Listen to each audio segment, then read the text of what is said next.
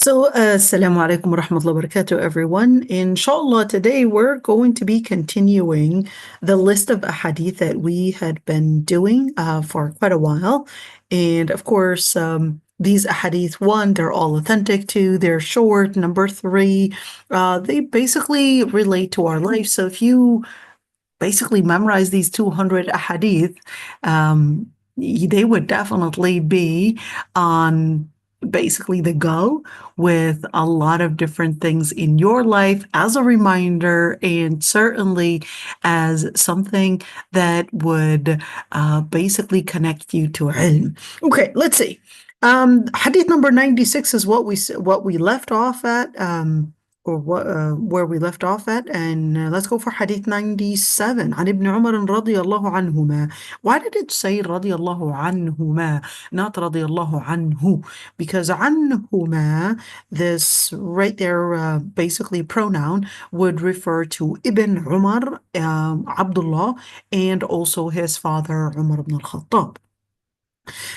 أن رسول الله صلى الله عليه وسلم قال المسلم من سلم المسلمون من لسانه ويده والمهاجر من هجر ما نهى الله عنه. المسلم. So why did he say المسلم من سلم المسلمون? المسلم, a Muslim is one from whose tongue and hands the Muslims are safe from. An immigrant is one who abandons what God had forbidden. I don't think it's clear. I don't think the translation is necessarily the best one here. So al-Muslim, so the word al-Muslim, so there is al-Muslim to basically be in specific, in the term basically is believing in Allah subhanahu wa ta'ala, in the Prophet sallam, or in the prophets, in the books, in the Quran, in basically books including the Quran, and believing in Judgment Day, the angels, etc. So الإيمان بالله وملائكته وكتبه ورسله واليوم الآخر والقدر خيره وشره. So that's basically supposed to be the definition of what makes a Muslim. But here the Prophet ﷺ is giving another definition, but that's not necessarily the definition that is based on Aqidah. So the Prophet ﷺ was basically here not redefining what a Muslim is, but he was basically telling them that being Muslim is a lot more comprehensive than having some form of a religious identity, that it is not to be separated from another identity, which is what you apply on ground. So من سلم المسلمون من لسانه ويده, who the Muslims are basically free of the harm that their tongues and their hands will basically inflict. So in other words, they're free from probably maybe backbiting, perhaps gossip, perhaps slander, lies, etc. That's basically when the Muslims are protected. So does that mean we could do it to non-Muslims?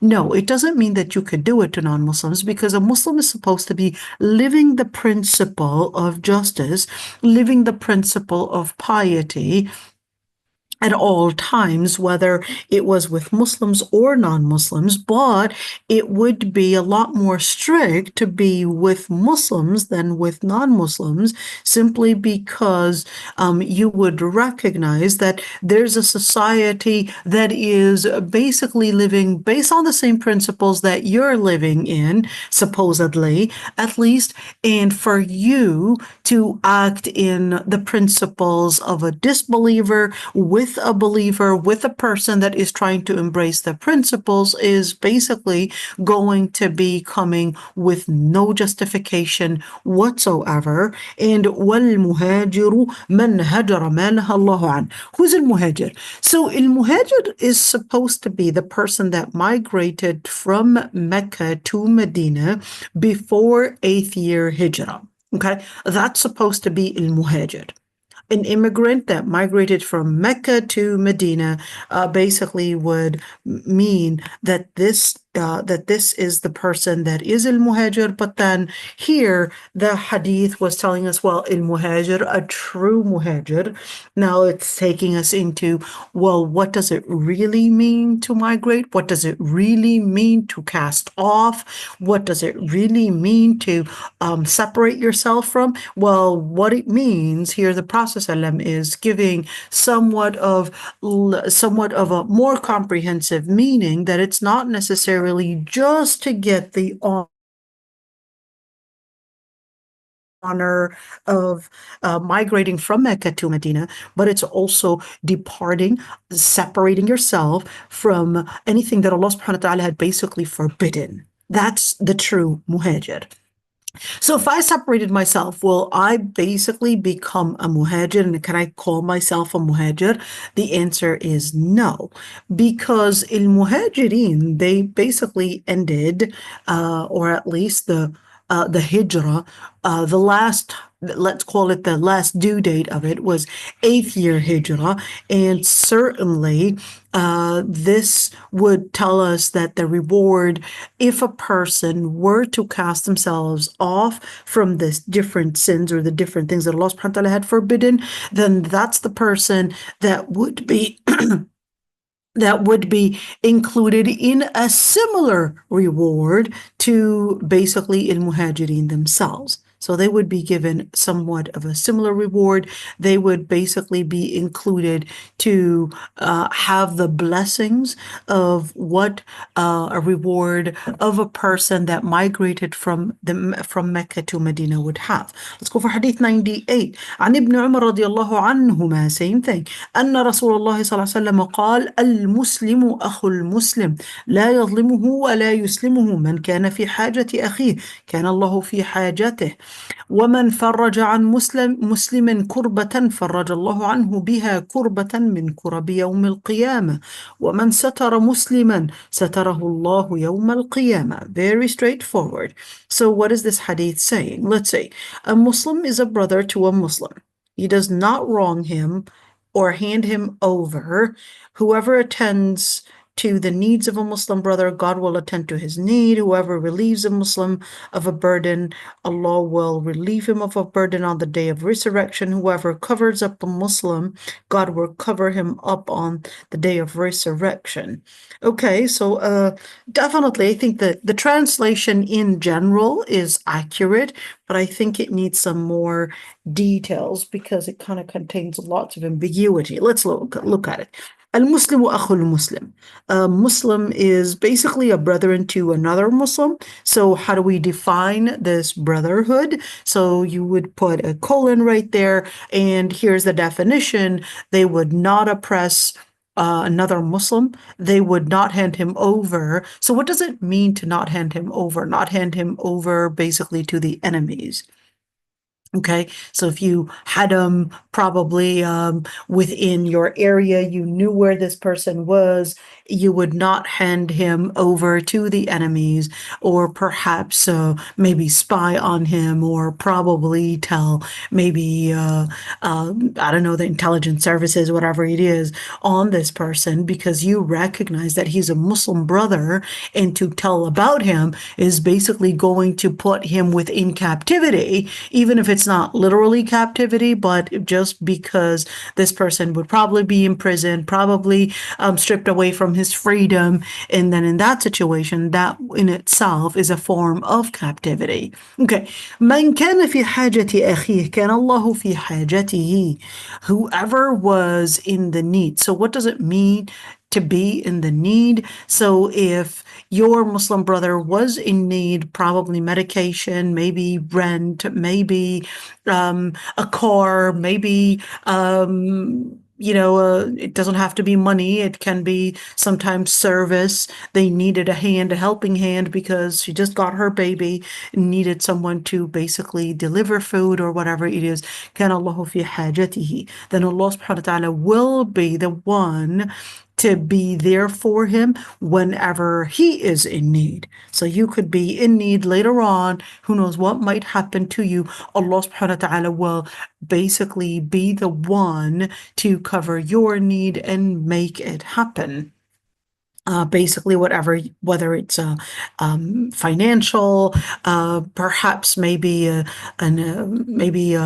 idea, maybe spiritual support, whatever it is. In the end, Allah subhanahu wa ta'ala will be the one to be there for you. وَمَنْ فَرَّجَ عَنْ مُسْلِمٍ كُرْبَةً فَرَّجَ اللَّهُ بِهَا عنه بها كربة من كرب يوم القيامة.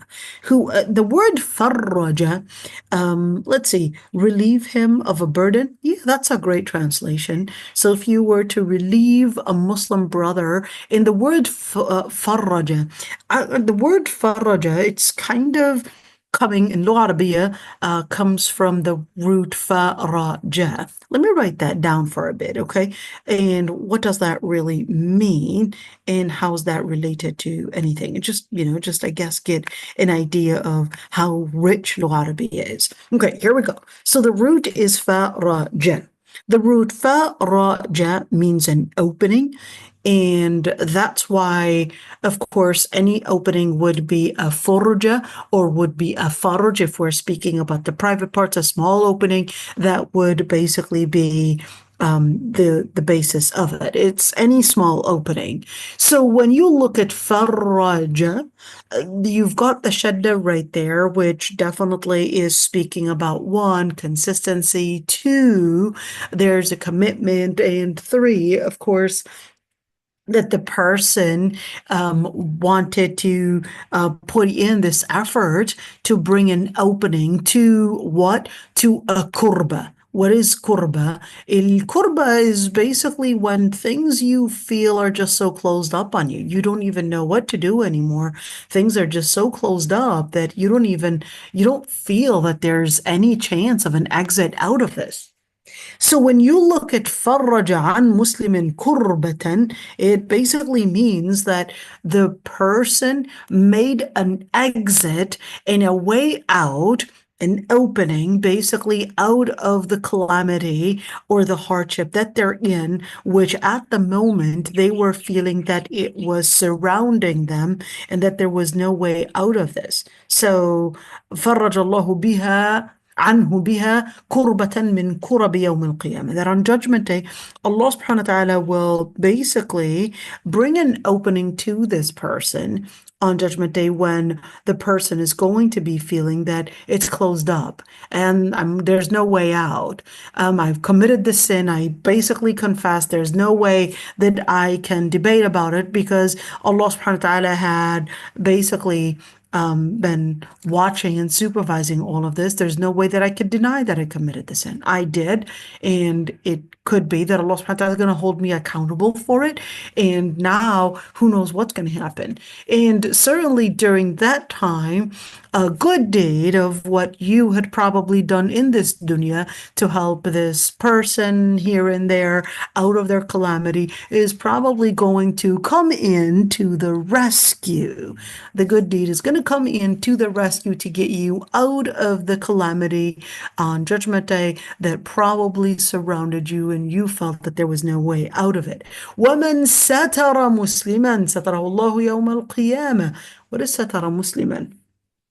Satara, here it said whoever covers up a Muslim. What does it mean to cover up? So we're speaking about a sin that someone had committed, but you basically had kept it secret. You didn't go announce it in public. So you just basically did not tell anyone about it, even though you had fully known the details that this person probably had been committing a sin on, and this person, you probably had known certain details. You probably gave them a reminder, but they were still insisting and determined to continue with the sin. But here's one thing: when you look at satarahu Allahu yawm al-qiyamah, that Allah subhanahu wa ta'ala would cover them up on Judgment Day. Well, what does it mean that Allah subhanahu wa ta'ala would cover them up on Judgment Day? Cover them with what? Cover them what? Is it satarahu to mean, well, on Judgment Day, يُحْشَرُ النَّاسُ حُفَّاةً عُرَاةً غُرْلًا. The Prophet ﷺ, in another hadith, he said that people will be resurrected and gathered, hufat, barefooted, urat, naked, and ghurla. Ghurla means not circumcised.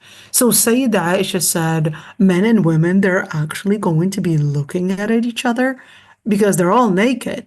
And the Prophet ﷺ said, Al-amru ashaddu min dhalik. It's going to be a lot more magnificent, a lot more serious than any of them caring to look at each other because they're naked. It's going to be such a serious matter that no one is going to even care to look at one another and in any way, whether with lust or even look at their private parts.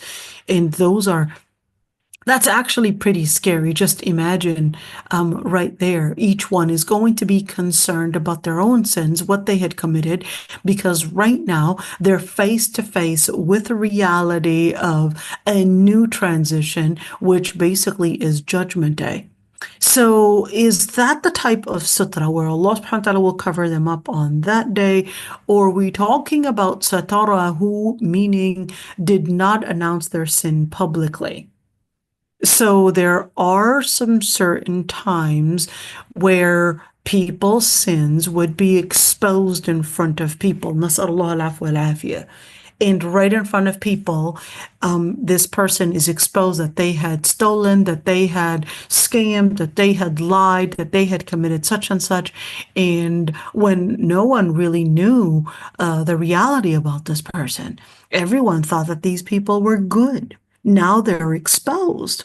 In other words, they're humiliated, and their honor is basically right there, all basically shattered right in front of everyone. So, and you want to keep in mind, you might say, well, that's on Judgment Day, so there's really no benefit out of this anyways. But you want to keep in mind that when you look at the hadith, the hadith are pretty straightforward about it, and the hadith are basically giving us, I guess, the sentiments, giving us that the vision that what you are feeling now is pretty much going to be very similar to how you will feel on Judgment Day in many ways. The humiliation, the sadness, the happiness, the pride, the list goes on, that there's going to be similar sentiments, and whether they are sentiments to make you feel good, proud, or whether they are sentiments to make you feel guilty, having remorse, feeling humiliated, all of that basically it traces the same way, and it's not any different from the feelings that you would have now, and which is really important to, I guess, see, because you look at Judgment Day and the different stations, and just to imagine these stations and really live in it. And the more you know the details about what would happen on those stations, the stronger feeling, ability to get a sense, to get a real, I guess, a sense of belonging, that really is what I should care about. And you would see, the stronger you are capable of visualizing all of that, you would see that it's going to be, in Arabic we say hadira, it's going to be present in your mind everywhere that you would see. You could just imagine and feel connected to it. And subhanAllah, I have one of my children, he's on the autism spectrum. So to him, he's so obsessed with history. Okay, that's a little off. He's so obsessed with history and studying history, and he's only 10 years old, but you would ask him about the NATO, and he would tell you why it was formed, what year, who in every single country, and when it joined the NATO, or the history of the USSR and the Soviet Union, and what happened, and all of those, and the World War I, World War II, and he'll basically get so obsessed with everything. And so many things that he would basically eat, and he would look at his plate and he would be like, so that's like the map of New Zealand. This is like the map of Germany before it invaded France or whatever it is. And he'll be so obsessed that you would be seeing that every single shape, every single number resembles something in what he's obsessed in. And that is, somewhat, I guess, I don't know if I could, help you see the resemblance, but looking at sometimes how strong how strong you're capable of visualizing Yawm al-Qiyamah, and how you relate to those stations. There's no way that you can relate to them unless you would have more information about it. Having that information is what's going to keep you, let's call it, tentative. It's going to keep you basically within the mode of as if it's actually present right before your eyes. And certainly just recognizing these feelings, you talking about it frequently is going to make it something that is present, and it just doesn't go away from your mind. It just becomes something that you could never forget. It just becomes something that you see greenery, for example, a beautiful lake with greenery. It just supposed to remind you of Jannah. Hearing the sounds of birds or whatever it is reminds you of Jannah. Or if you're seeing Salihin, you're reminded of Salihin in Jannah. Or if you're seeing entertainment or etc., it just, for a believer, it takes them into seeing, well, this is حفت النار بالشهوات وحفت الجنة بالمكاره. Takes you back to some of those ahadith and keeps you basically fully aware of it. So when you see من ستر مسلما ستره الله يوم القيامة, whoever covers up for a Muslim, basically Allah subhanahu wa ta'ala would cover their sins up on Judgment Day and not necessarily expose them to the public, and it would be something in private discussed between you and Allah subhanahu wa ta'ala. Man, just this, oh ya Allah, just imagine just using this word, discussing it with Allah subhanahu wa ta'ala. Ya Allah, Ya Rabbi, Ya Allah. All right, let's go for the other hadith. عن أبي موسى رضي الله عنه قال رسول الله صلى الله عليه وسلم المؤمن للمؤمن كالبنيان يشد بعضه بعضا. A believer to a believer is like a building, some parts strengthening others. Okay, maybe I think I would give a different translation. Al-mu'minu lil-mu'min is like a building, so we're speaking about bricks, that they would enhance one another. They would support one another. And of course, the closer they are to one another, the stronger the building is, meaning the stronger the relationship, the stronger the support, and certainly they become one union. So it's exactly like a building. So how do we basically become one union? In what? So to support my Muslim brother, what does that actually mean? Number one, remember the deen. That's the first thing. تواصوا بالحق وتواصوا بالصبر. Let's look at that ayah, right? Let's write it down. تواصوا بالحق وتواصوا بالصبر. تواصوا بالحق وتواصوا بالصبر. I want you to look at this one. So the word تواصوا right there comes from the root wasiya. And what does that mean? So whenever you would have tawasaw, and you could see that a right there, and you would have that ta right there, that would basically mean that there is some mutual involvement taking place. So what does the word wasiya mean? The word wasiya means to make a will. The word wasiya could also mean to be in custody. Okay. Al-Wasi is basically a person that is in custody over something. So it's exactly like you would feel that you are responsible, you're the guardian, you're basically in a place of full commitment because you would recognize that you are going to be asked about this, you're held accountable, you're responsible for this. That's why tawassaw.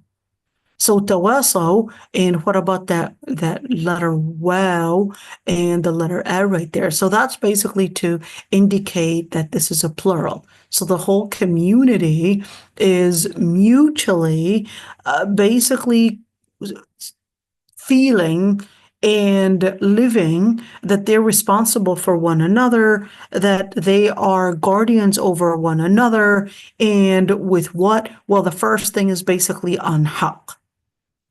So what does that mean? So basically, look at the DNAIM rule, the deen, reminding one another perhaps of our salah, reminding one another perhaps of a good deed or a bad deed, and basically trying to get the person to stick onto al-haq. That's tawasaw bil-haq. And tawasaw bil-sabr is basically going farther and going farther in their life, that it's not just in terms of probably helping them face sabr or basically in maybe learn how to endure the calamities or the hardships that they're facing. No, sabr could be in different areas. Sabr could be sabr ala الطاعات, sabr on being committed to doing what is obligatory. الصبر على الطاعة. There's a sabr عن المعصية. Another patience is basically I'm patient. I am intimidated or probably have the urge to commit a sin, but I hold myself from committing the sin. That's another type of patience. Then there's the patience from calamities. Probably lost a job, probably lost a loved one, etc. But what does it mean to be patient? Well, there's a certain sentiment that you basically have no control over and you've got no choice. It's not like you're going to be bringing your job back or probably bringing the loved one back. It is what it is. You basically lost that person. But what it means to be patient during calamities is one, not to complain, two, to accept and not go into losing your I guess reaction, maybe ripping your clothes up or probably slapping, or maybe because you're angry, you see, I don't know, a TV, you're breaking it, or probably the plates in front of you and just breaking it. That's contradictory to patience. Patience is about learning how to contain your feelings. It's not about letting your feelings go out. It's learning how to control and contain your feelings to basically be channeled towards what is good. So how do we channel? I'm angry about losing my job. How do I channel that towards good? Well, maybe you can sign up for a new job. Maybe you could probably review why did you get laid off? Maybe why, what happened? Maybe you should not do this again. Or let's say you lost a loved one. Well, there's nothing much that you could do about death. It is what it is. But you could probably in the future maybe just learn that, hey, you too are going to be next. So therefore, prepare yourself for the akhirah. Take it from there. With their death, let it be something that will revive you into becoming a better person. So that's how we could basically, instead of being hooked on to what had happened in history, try to redirect your vision to looking up ahead and looking towards the future, looking towards bringing a change bringing a change in your life, making that transition in, well, whether from looking it through the past, looking through ahead, and from letting your sentiments basically get into, I guess, eating you up or damaging you. You're letting your sentiments perhaps live in that hope and connection with Allah subhanahu wa ta'ala. And that's why when we think of sabr, we would definitely think of Prophet Yaqub, we would think of Prophet Yusuf عليه السلام, how فصبر جميل, والله المستعان. What is فصبر جميل? الصبر الجميل, you can live a type of sabr. Yes, I'm letting myself basically absorb what I went through. And الصبر الجميل is I'm trying to live the beauty of what it means to contain the situation, contain what I'm going through, etc. And wallahu al-musta'an. What is Allah al-musta'an? And I seek refuge in Allah subhanahu wa ta'ala. So that's what it means to live as sabr. To live as sabr just means that you're trying to contain your feelings. Allah al-musta'an, you recognize that Allah subhanahu wa ta'ala in his hands is basically the power to transition everything. Yes, probably not bring the person back to life right now, but Allah subhanahu wa ta'ala will bring in some good that you may not be aware of, but Allah subhanahu wa ta'ala will basically change the situation that you're in without you realizing, of course, whether it's forgetting about a calamity or total kinds of sabr. Noura is asking. There are well, some said 3, some said 4. So الصبر على الصبر basically على الطاعات, sabr on obedience to Allah subhanahu wa ta'ala, what Allah subhanahu wa ta'ala ordered you to do. 2, sabr on things that Allah subhanahu wa ta'ala had forbid, sabr on calamities. And the 4th one is basically sabr in being consistent with what you're doing. And certainly you're speaking about those different types of sabr that we basically have to have the sabr, because that's the core of mannerisms. If you don't have sabr, you don't have mannerisms. That's the core of it. There's no way that you can have any manner unless you learn how to endure some sort of sabr. That's the key thing.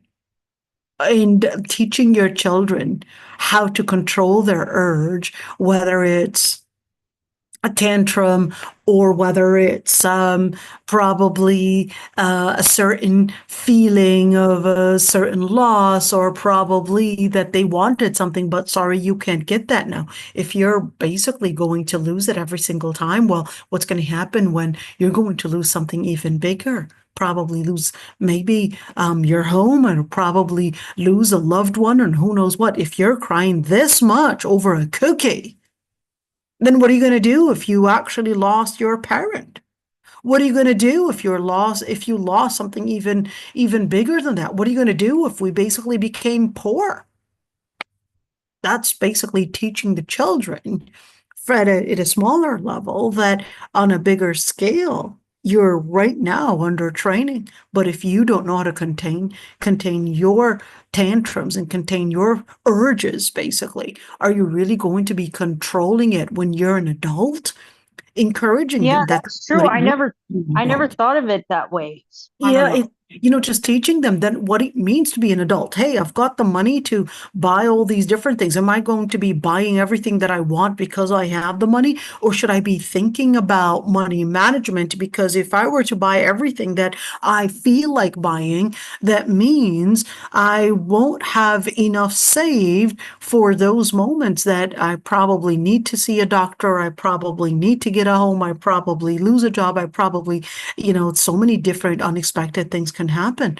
But if you don't know how to contain your feelings now and your urges now, Are you going to be controlling and managing those urges when you're an adult? And you probably will have access to certain privileges. If you don't know how to work on your privileges now, will you really know how to work them then?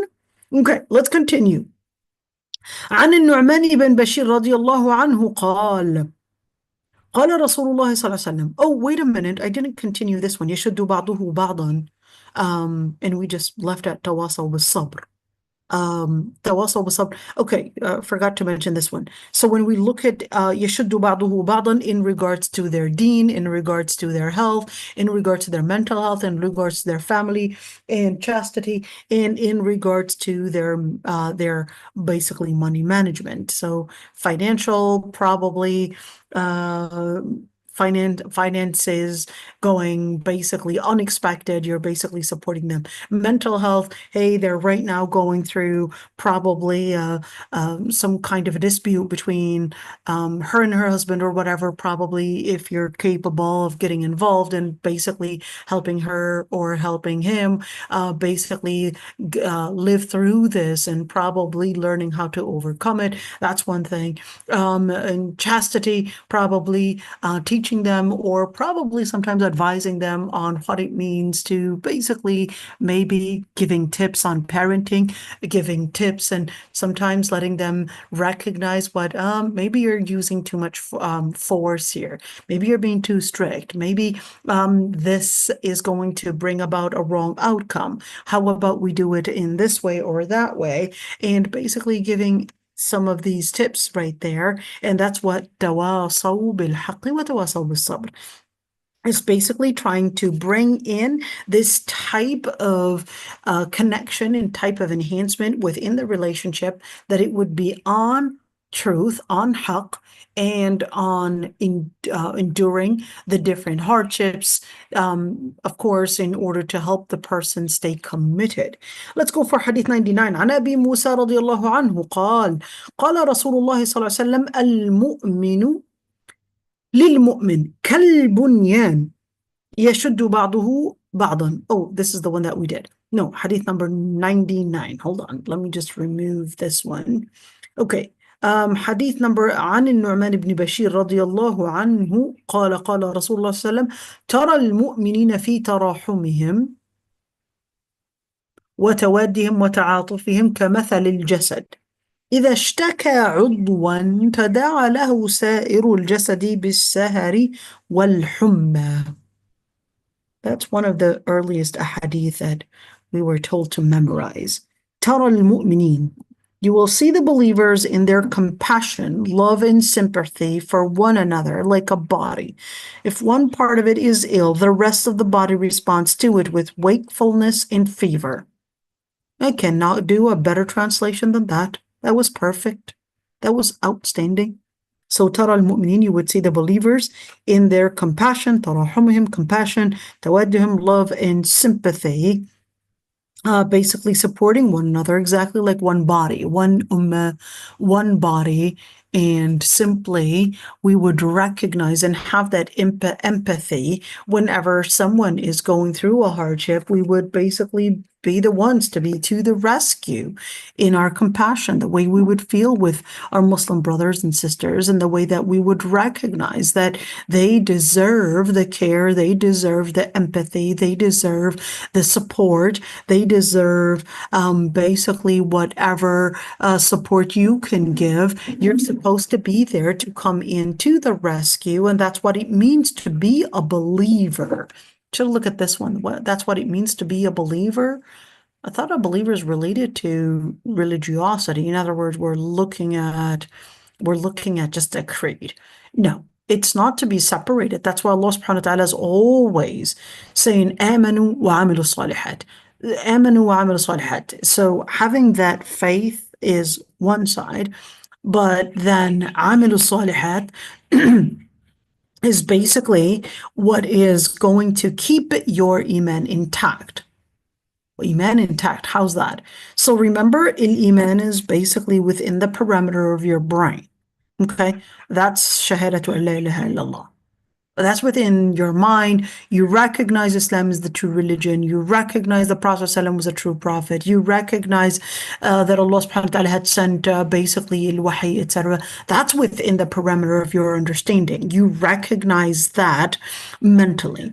But then when we talk about stage 2, which basically is within your heart, remember Hadith Jibreel alayhi salam. Hadith Jibreel, he was basically saying in Hadith Jibreel,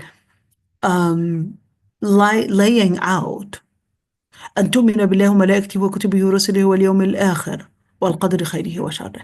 You believe in Allah Almighty, the angels, the books, the prophets and the messengers, and the al-qadar, basically, the decree, and what Allah subhanahu wa ta'ala had decreed in Judgment Day, or even in this dunya, decreed on this dunya, in this life.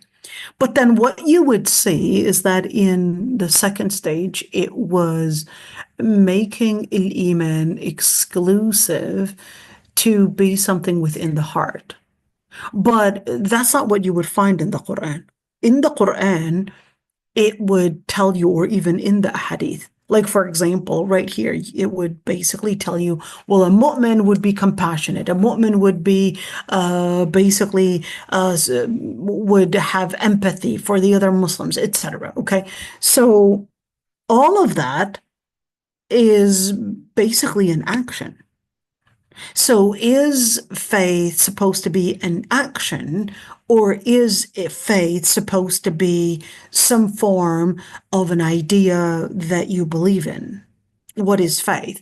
So faith is a combination. So in your brain, that's the first stage of shahada. That's the first stage of connecting with the religion. But then in stage 2, in order for the iman to move from just being an idea to being something that goes to the core of affecting your body and affecting your heart, it basically needs a combination of 2. آمنوا وعملوا الصالحات.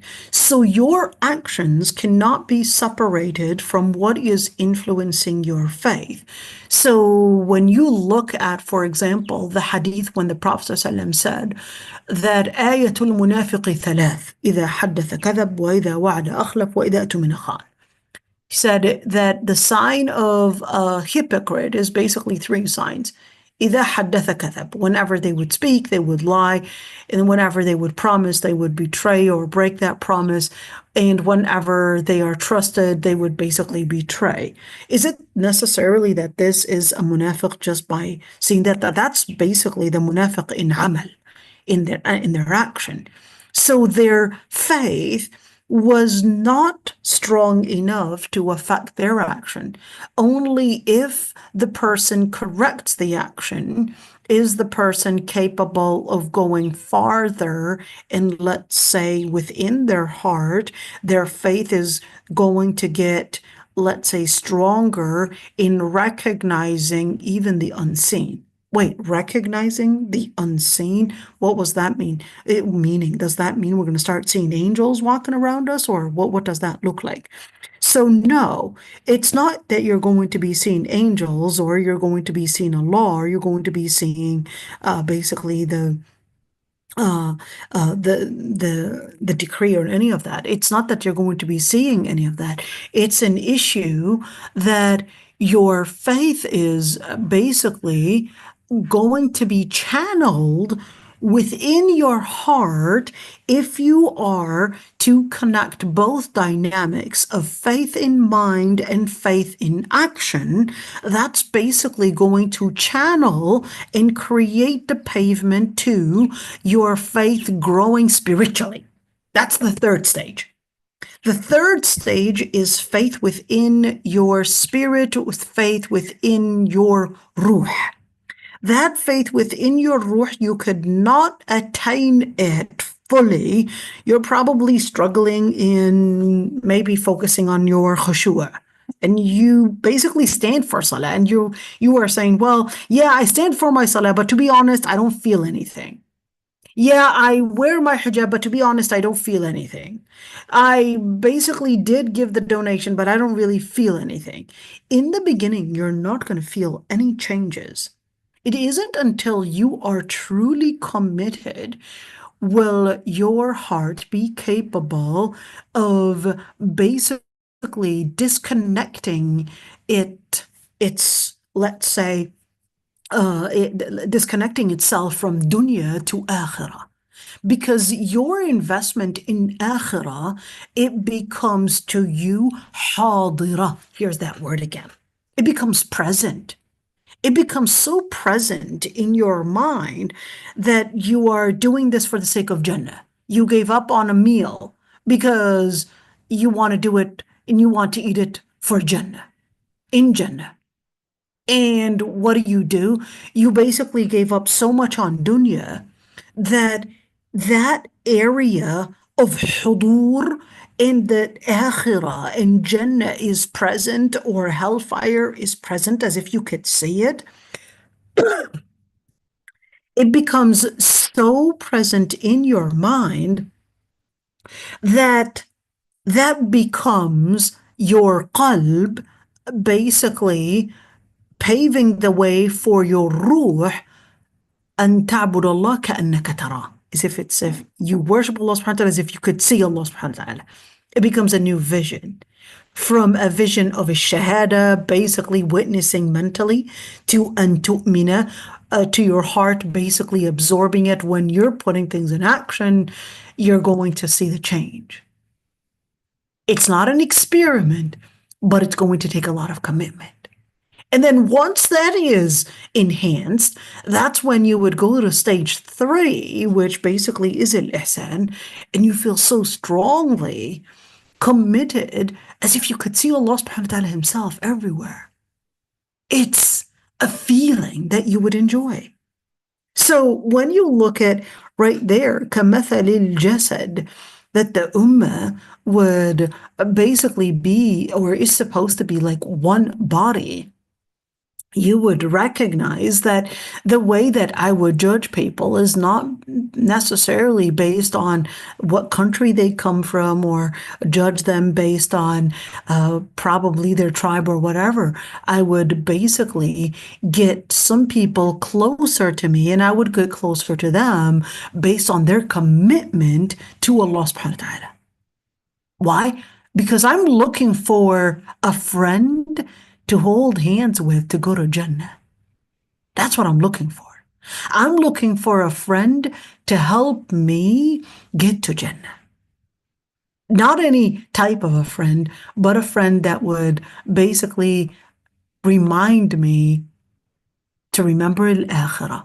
If I were to do something haram, they would remind me of al-akhirah. If I would do something that is good, they would basically not necessarily compliment me for it, but at least if I'm doing something good, basically help me stay committed to the good thing that I'm doing. That's what it means, تواصوا بالحق وتواصوا بالصبر. All right. إذا اشتكى عضوا, if one of the organs, one of the extremities, one of the organs, basically is in complaint. What? I mean, it's not like if your hand is hurting you, your hand doesn't really talk, of course, but it gives you a sign. It gives you a signal that there's something wrong.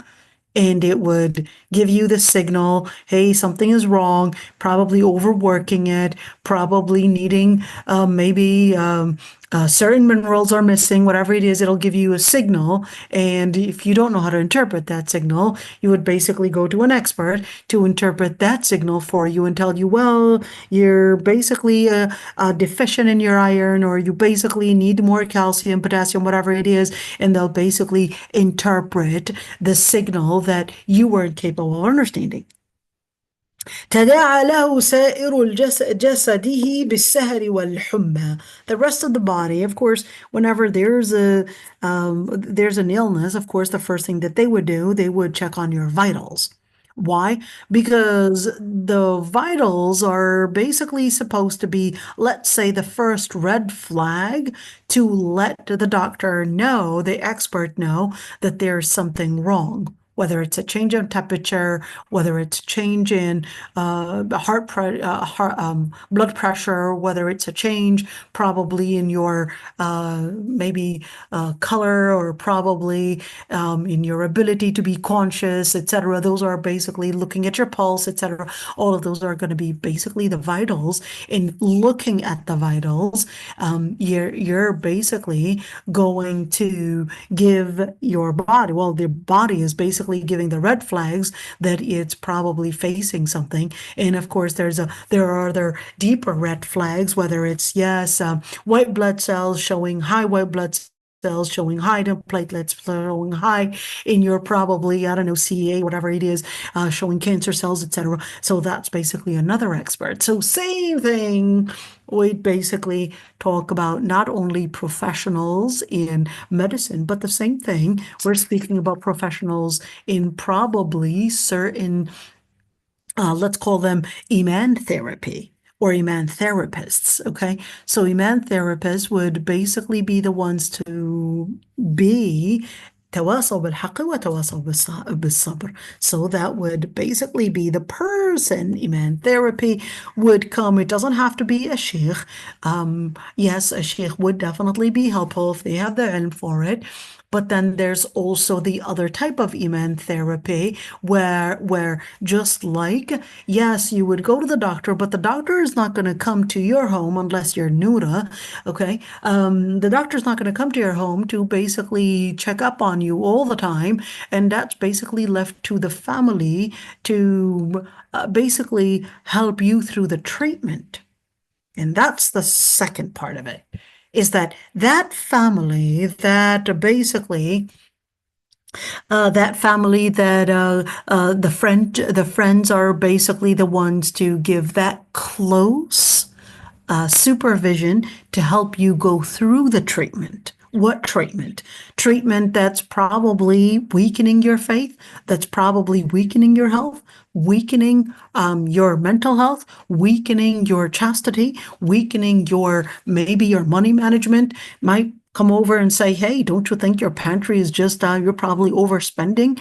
Maybe you're, I don't know how much you are making, but are you really capable of spending this much on buying a car or buying whatever it is and all these different things? Or do you think you should be cutting down on your expenses, etc.? So this person is coming in as basically, let's call it Iman therapy, but just exactly like the family would be there to give this type of therapy to help the person basically grow in their deen. Okay, let's go to hadith number 101. عن أبي هريرة رضي الله عنه أن رسول الله صلى الله عليه وسلم حق المسلم على المسلم 5: رد السلام، وعيادة المريض، واتباع الجنائز، وإجابة الدعوة، وتشميت العاطس. Well, pretty straightforward. Let's see. The rights of a Muslim over another Muslim are 5. Like that colon right there.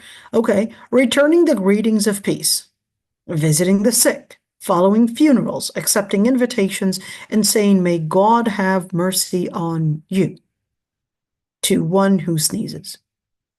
Love that translation. Can't be better than that.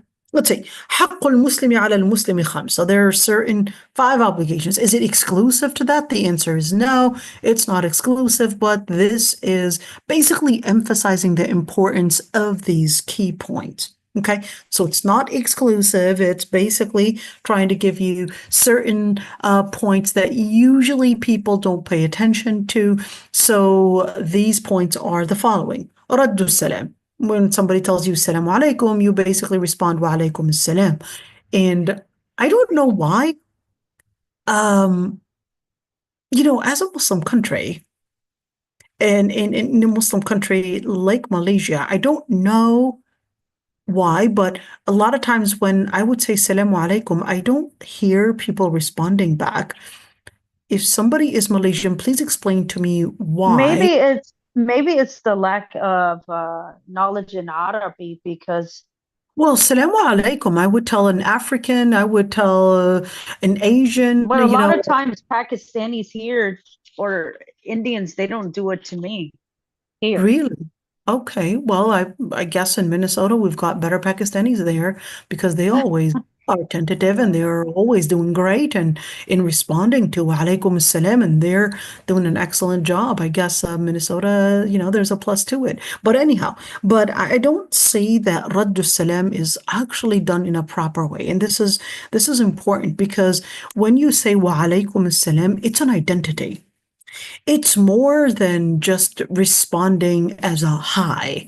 It's an identity. It's basically telling you that you basically recognize that that's basically the greetings of even the people of Ahl al-Jannah. Salamun alaykum tibtum. That's what the Malaika would tell the people that are coming into Jannah. They would tell them, Salamun alaykum tibtum. Now you're going to dwell in all these blessings. The Malaika would greet the people in Jannah when they're right at the door. They would be like, Salamun alaykum. Ya Rabbi, Ya Rabbi. May Allah subhanahu wa ta'ala give us that. Ya Rabbi, Ya Rabbi. Just imagine you're at the door of the Jannah and the Malaika are there telling you, Salamun alaykum tibtum. Salamun alaykum. This is where you're going to make it to Jannah. Ya Rabbi, Ya Rabbi. Make us from those that would make it to Jannah. Allahumma ameen. Amin. آمين يا رب. عيادة المريض. What is عيادة المريض? عيادة is not a clinic, okay? عيادة is basically to visit. And when you say عيادة, that comes from عادة. What is عادة? Let's look at the root, okay? Because the root is عادة, and عادة means to come back, okay? عادة means to come back. So العيادة would be kind of like a follow-up, kind of like coming back, kind of like a frequent visitation. And that's why it's called عيادة المريض. عيادة المريض, you're coming in, there's going to be a follow-up. You're not just coming in once, but you're basically coming in frequently to check up on this person. Do they need food? Is their house probably needing some maintenance, some cleaning? Or did they basically get, I guess, is their leave paid for, or is it not paid for? Are they probably going to be laid back on their budget, expenses, whatever it is? What are we looking at and what's going to happen? Should we basically, that's عيادة المريض. If a person is sick, you're not just checking up on them over the phone. Hey, I heard you were sick, but no, do you need anything? Can I buy you a meal? Can I DoorDash you a meal? Whatever it is. What can I do to help this person that is ill? Ask about your neighbor, etc. All of that is basically part of Islam. And al-marid, an ill person, it differs from one person to another. It's important, of course, to recognize that the way that one might feel pain is different than another person, how they express pain. So what does that look like? One person, you might think of them as exaggerating pain. And you would be thinking they're exaggerating pain. It doesn't hurt that bad. But you want to remember that your sensory might be different than their sensory. So you probably are going through a certain amount and a level of pain, but thank Allah subhanahu wa ta'ala that you don't feel it as bad as they are feeling it.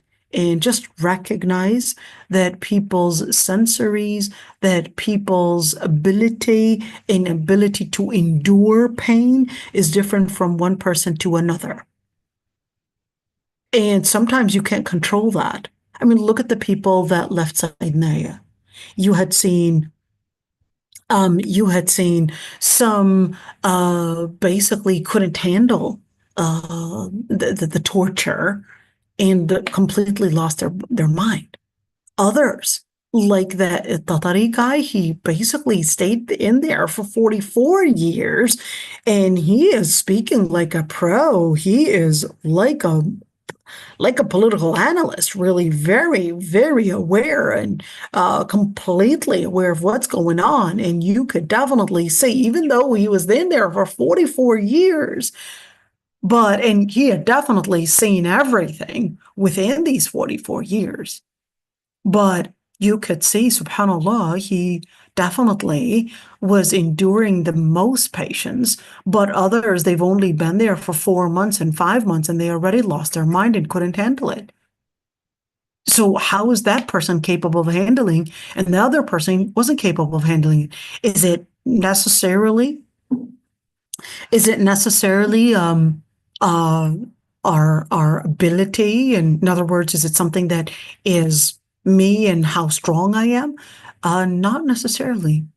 Some of it is basically not within your hands.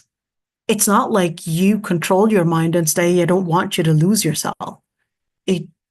Yes, there is a certain level where you can support yourself and redirect your vision from focusing on pain to focusing probably on hope or etc. But it would be really interesting to study the psychology of what can make a person go through sabrun jamil, wallahu al-musta'an. What can make a person transition from being caged and imprisoned within the torture and we're not talking about any type of torture here. I'll tell you a joke, okay, just a little bit off. I used to think when I was young that the torture that they tortured people in prison in was they would get a feather and basically rub it on people's feet. And of course, that's basically just a child's imagination of what torture in prison would look like. But subhanAllah, I mean, I guess these evil people, they got us out completely of our innocence of how we imagined the world would look like. And the amount of torture, sometimes it's not necessarily good to tell your children about all the details of such torture, because it could be beyond their ability to fathom. It differs from one child to another, and it differs in age. It differs from male, female, it differs in so many different ways. But it would be really interesting, not from a religious standpoint of what makes us stay strong, فصبر جميل الله المستعان, or إنما أشكو بثي وحزني إلى الله, etc. It's not enough to just look at it from a religious standpoint, but it would be really interesting to also speak with maybe psychologists, therapists, and really see what studies would say that would get us stronger in enhancing our ability to endure the different things. So yeah, like physically and emotionally, right? Of course, it would be really interesting to, do a lot of research and probably interview a lot of those that had left Saidnaya or Tadmur or whatever it is, and the prisons out there, and just interview them and see what really had worked for many to stay patient, to hold on. What really worked and how to do it. What were they doing? And at the same time, how do we put in this type of power? So definitely it is within us, but it's an issue of how do we activate this power, this potential? It's within me, it's within you, for sure. It's part of our makeover. But how do we activate it in a person that probably it's in there, but they don't know how to activate it and they don't know how to redirect their vision? It starts with redirecting vision. It starts with what you're talking about. Definitely.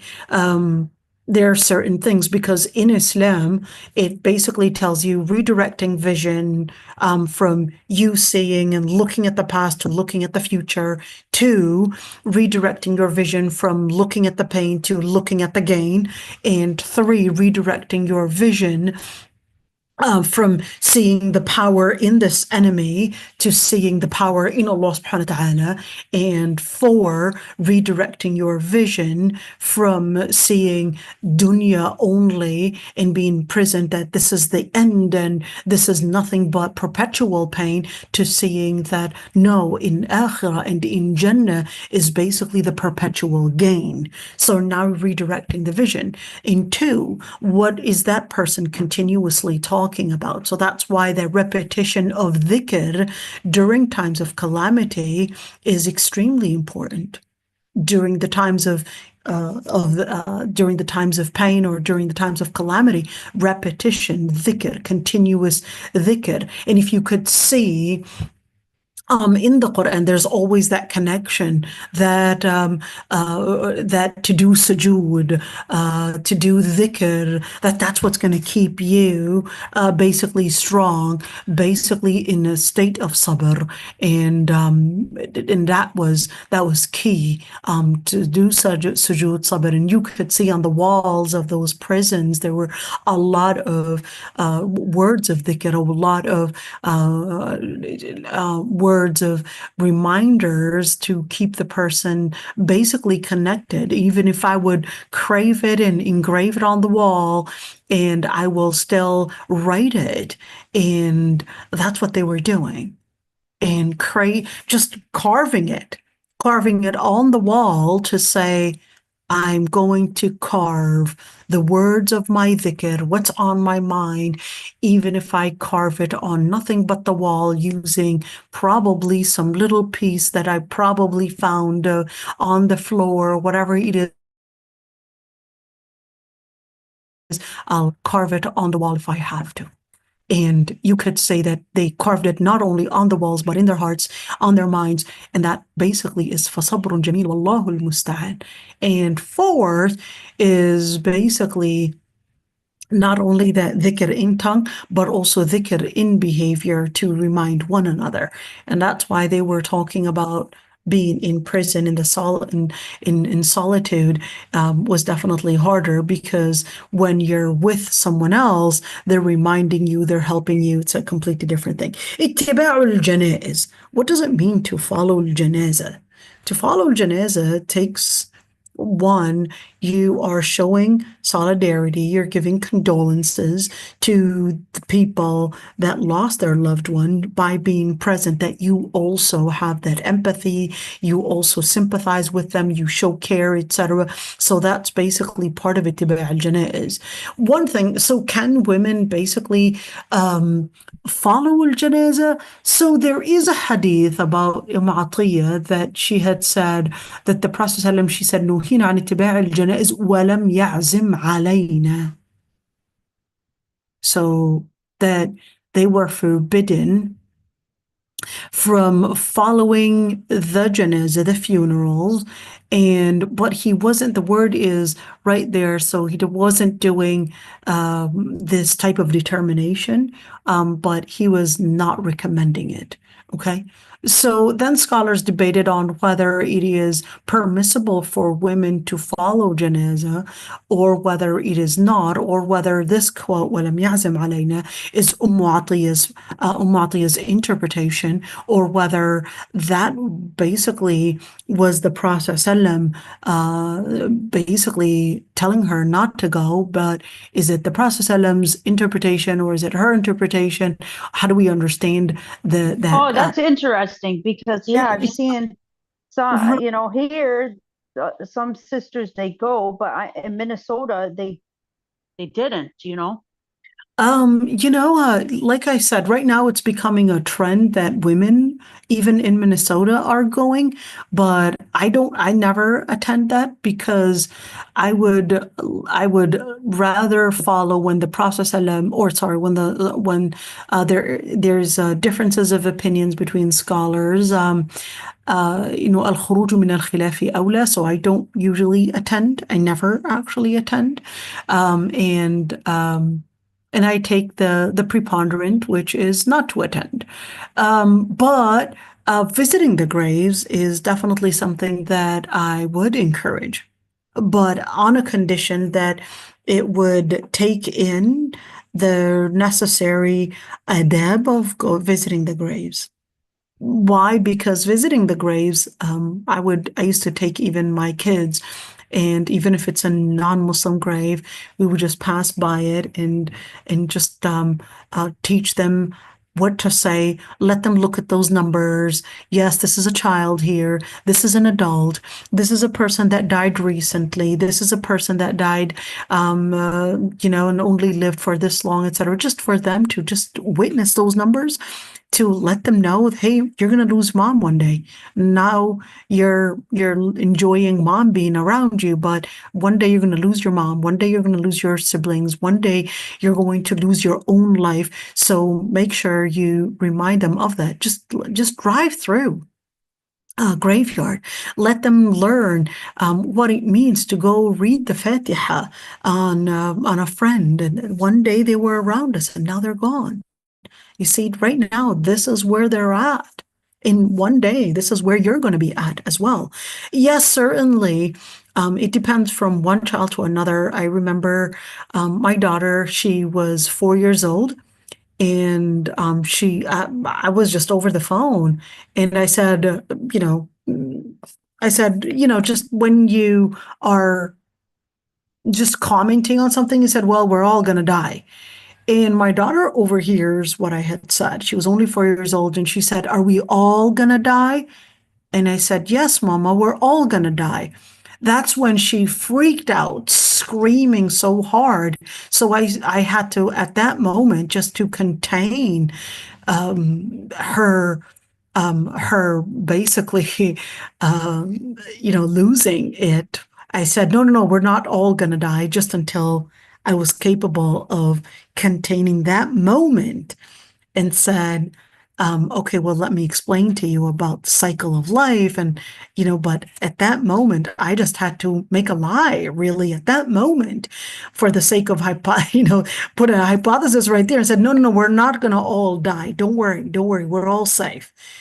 And then just to bring her in and just to explain to her that, hey, this is what it means to live in a cycle of life.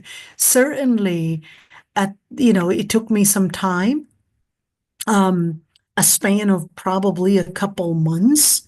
It wasn't a day or two, a couple months for her to, I guess, understand that, yes, this is a reality of life and that I have to accept it. So, and that's a same thing. Are you really going to take a toddler, perhaps to the graveyard, and let them see all of this?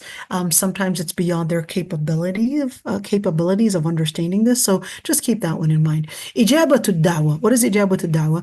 If somebody's inviting you to dinner, inviting you to their children's wedding or whatever it is, basically showing respect that you're attending, whether it's bringing a gift, not bringing a gift, etc., but showing your presence and honoring their invitation is part of what it means to basically be that Muslim brother or sister. Tashmitul atas. Tashmitul atas is whenever somebody sneezes, you would say, Yarhamkumullah. And the response is going to be يهديكم ويصلح بالكم. So what does that mean? يرحمكم means may Allah subhanahu wa ta'ala. I have a question. Go ahead, Noura. About the last hadith. So when people invite you, is it necessarily that you have to every time? Well, if you're not going to attend, for a certain reason, then excuse yourself politely. You don't have to attend each and every single invitation because you probably have maybe, I don't know, maybe you want to attend your son's baseball game or whatever it is. Okay. Because that's to you more important. You're not going to tell the school to rearrange and reschedule probably what is important for your son. So attending for your son is definitely going to be prior. Attending for your parents is definitely going to be more important than attending for your in-laws. Okay. Even if they're not Muslim. So then we would excuse ourselves if we're not capable of making it to say, I would love to. I'm sure, it would be great, but I'm really at that day or that time or whatever it is on that day at that time, I will be busy with something. I won't be able to make it, but inshallah in the future. So it's basically giving honor, but you don't have to accept every single invitation. Man, that would be. So question like I know, a lot of times the Arab, how the Arab culture is, but so how can I respond to someone who keeps wanting to extend invitations like all the time, and you don't want to like hurt. I mean, I don't know how to tell this person like, yeah, we're So busy. I guess if We you're can't. speaking about Arabic culture, Arabic culture and Arabic personality loves praise. Maybe I can explain it that way.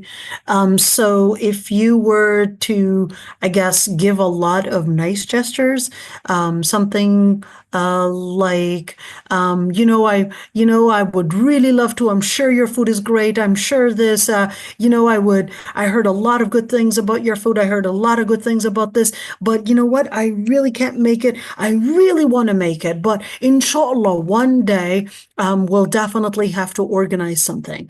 The Arabi personality is a personality that loves al-madh, and that's even seen even in their poetry. Praise is what they love, and showing them somewhat of that they are honored is what they really like to see, even if you are not capable of, I guess, responding or accepting the invitation, that you would still honor them even if it's verbally.